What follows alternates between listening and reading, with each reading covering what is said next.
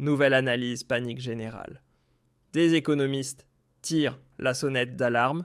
L'Europe se dirige droit vers un effondrement total. La Russie gagne et l'Europe perd tout. Non, ce n'est ni une provocation, ni un délire alarmiste, ni un titre sensationnaliste venu d'un canal obscur. C'est le constat froid, implacable d'une étude officielle rédigée par le think tank norvégien Tukorisk et l'Institut norvégien des affaires internationales. Leur verdict est sans appel: si la Russie remporte la guerre en Ukraine, une hypothèse que même les analystes occidentaux ne rejettent plus, l'Union européenne sera économiquement pulvérisée. Un effondrement à hauteur de 1500 milliards d'euros. Une somme plus élevée que l'ensemble du budget de l'UE sur la dernière décennie. Concrètement, cela signifie quoi? La ruine totale. Et pourtant, silence radio à Bruxelles. Personne n'ose en parler ouvertement. Pourquoi ce mutisme? Salutations cordiales à ceux qui associent encore démocratie à liberté d'expression.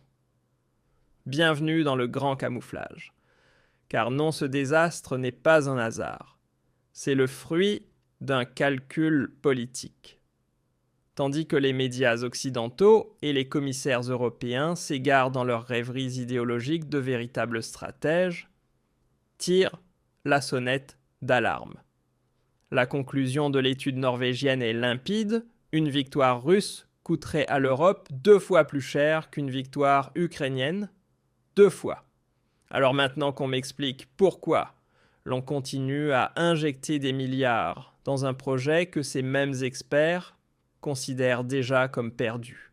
D'après la Frankfurter Rundschau, il faudrait que l'Europe investisse environ 1800 milliards d'euros au cours des 4 prochaines années, rien que pour atteindre un niveau de sécurité capable de rivaliser de loin avec une Russie victorieuse.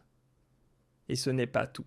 La même étude anticipe entre 6 et 11 millions de nouveaux réfugiés ukrainiens si la Russie l'emporte, un nouveau 2015 puissance 10. Et là encore, une question simple s'impose: pourquoi des gens fuiraient-ils des territoires libérés si la Russie gagnait?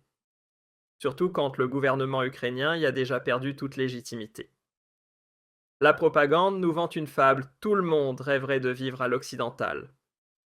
Mais la réalité, elle dit autre chose. Dans le Donbass, à Kherson, beaucoup n'ont jamais adhéré ni au drapeau de l'OTAN, ni aux élites de Kiev. Mais ça, on préfère le taire. Pourquoi donc? Encore plus inquiétant, l'enjeu militaire. Une Russie victorieuse disposerait d'une armée aguerrie par le feu, psychologiquement, techniquement, tactiquement. Des généraux de l'OTAN comme Martin Winkler le disent déjà clairement: lors du prochain conflit, la Russie aura une avance morale et opérationnelle que l'Occident ne pourra pas combler facilement. Mais à Berlin ou à Bruxelles, personne ne s'en soucie.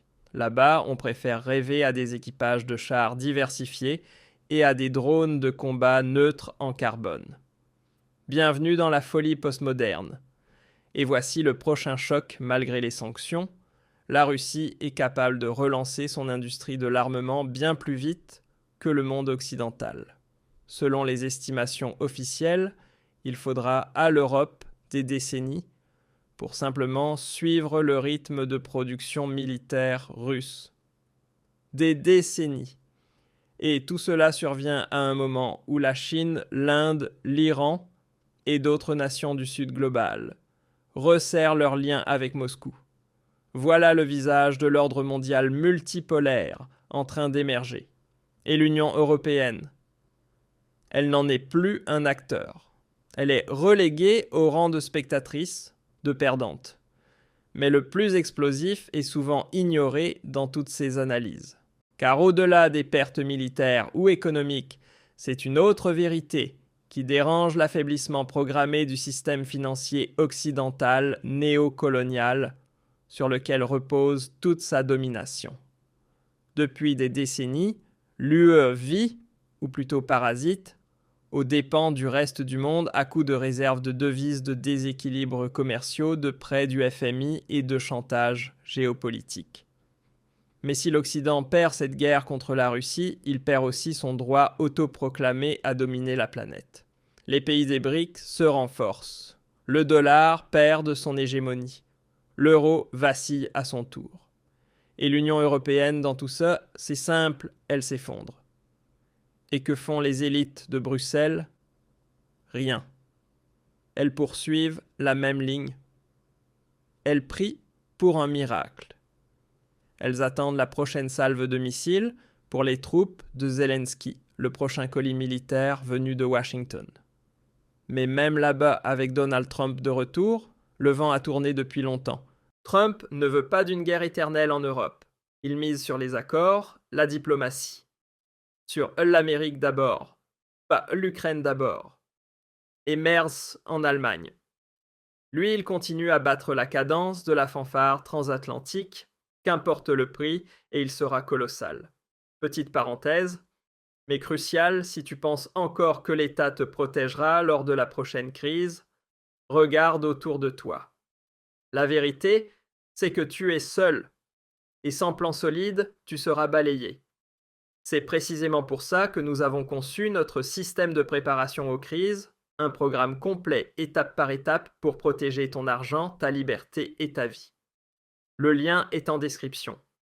Et franchement, en 2025, ne pas comprendre ça, c'est commettre l'une des plus grandes erreurs de sa vie. Mais cela veut-il dire que le sort de l'Europe est scellé, que la chute est inévitable? Pas forcément, mais à une seule condition, que quelque chose change. Non pas en Russie, ni en Chine, mais ici chez nous, à Bruxelles, à Berlin, à Paris. Voici la vérité, la guerre en Ukraine n'a jamais été la nôtre. C'est celle des États-Unis, menée avec l'argent européen, les armes européennes, et bientôt avec des vies européennes. Tout cela pour soutenir un régime à Kiev, qui piétine sans vergogne les droits fondamentaux comme la liberté de la presse d'expression ou la protection des minorités. Tu ne me crois pas. Alors demande-toi combien de médias d'opposition ou de journaux russophones sont encore autorisés en Ukraine.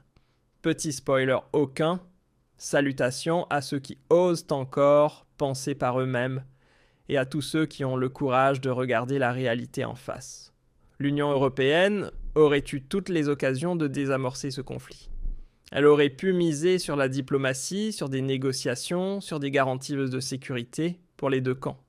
Mais non, elle a préféré s'aligner aveuglément sur Washington, se désarmer elle-même et s'étrangler économiquement. Des sanctions qui ont davantage frappé l'UE que la Russie. Des prix de l'énergie qui ont laminé l'industrie européenne. Et une politique migratoire devenue totalement hors de contrôle. Et maintenant, la prochaine vague arrive des millions de nouveaux réfugiés fuyant une guerre qui n'aurait jamais dû dégénérer. Et quelle est la réponse de l'UE?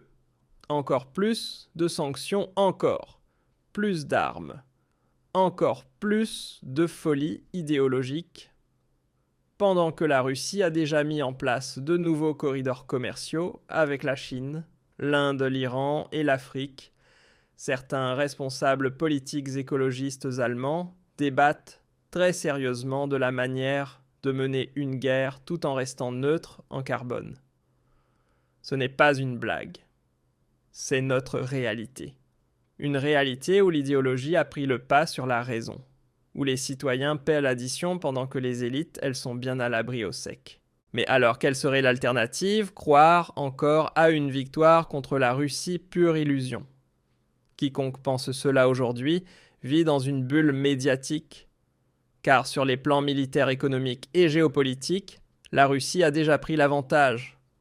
Ce que l'Union européenne devrait faire si elle voulait vraiment survivre, se retirer de cette guerre par procuration. Normaliser ses relations avec la Russie.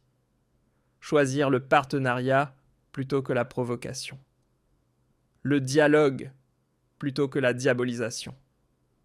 Mais pour cela, il faudrait une volonté politique qui fait cruellement défaut. Pourquoi ? Peut-être parce que, à Bruxelles, la paix n'est tout simplement pas une priorité. Peut-être que certains préfèrent s'effondrer sous tutelle américaine plutôt que d'agir de manière souveraine. Et bien sûr, le vieux conte va ressortir, la Russie veut attaquer l'OTAN. Mais pourquoi ferait-elle cela? Dans quel but? La Russie n'a aucun intérêt à une guerre ouverte avec l'OTAN, sauf si cette dernière la pousse à bout. Et c'est là que réside le vrai danger. Car si les provocations continuent, si l'on continue à priver de droits les minorités russes dans les pays baltes, si l'on poursuit l'encerclement militaire de la Russie, si l'on rêve sans cesse d'une victoire sur Moscou, alors ce n'est qu'une question de temps avant que l'escalade suivante n'éclate. Et cette fois, la facture sera salée. Pour tout le monde. Car une chose est certaine, si le conflit devient ouvert, c'est l'Europe qui en paiera le prix fort. Pas Washington, pas New York, mais Berlin, Varsovie, Bucarest. Sur le papier, l'OTAN peut sembler supérieure, mais sans expérience réelle du combat, sans logistique opérationnelle, et dirigée par des structures gangrenées par une idéologie woke. Elle s'effondrera au premier choc sérieux. La Russie, elle a modernisé ses troupes, les a entraînées et testées dans des combats réels, un avantage que même les armes les plus sophistiquées ne peuvent compenser. Le plus ironique dans tout cela, c'est que cette catastrophe aurait pu être évitée. Il aurait suffi de laisser tomber les rêves idéologiques pour revenir à la réelle politique. Il aurait suffi de coopérer avec la Russie au lieu de la diaboliser, de miser sur la diplomatie, pas sur l'escalade. Mais cela n'a jamais été souhaité. Et maintenant, il faut payer l'addition des pertes qui se comptent en milliers de milliards, des vagues de réfugiés, un déclassement géopolitique. Alors soyons clairs, ceux qui croient encore que l'UE est forte, stable et prête pour l'avenir n'ont tout simplement pas entendu le signal d'alarme. Nous sommes au bord d'un effondrement économique, politique et social. Tout cela parce qu'on a refusé de regarder la réalité en face. Ce conflit, la Russie ne l'a pas seulement gagné, elle a mis à nu l'Europe. Une Europe impuissante, sans cap prisonnière de son idéologie, réduite au rôle de vassale d'intérêts étrangers. Mais une issue existe, et elle ne passe ni par plus de guerre, ni par plus d'armement, mais par le courage de dire la vérité. Le courage de reconnaître l'échec et de changer enfin de cap. Mais ce courage-là fait cruellement défaut aux élites. Et c'est pour cela que la facture va encore grimper. Et de beaucoup. Sur ce, merci d'avoir suivi.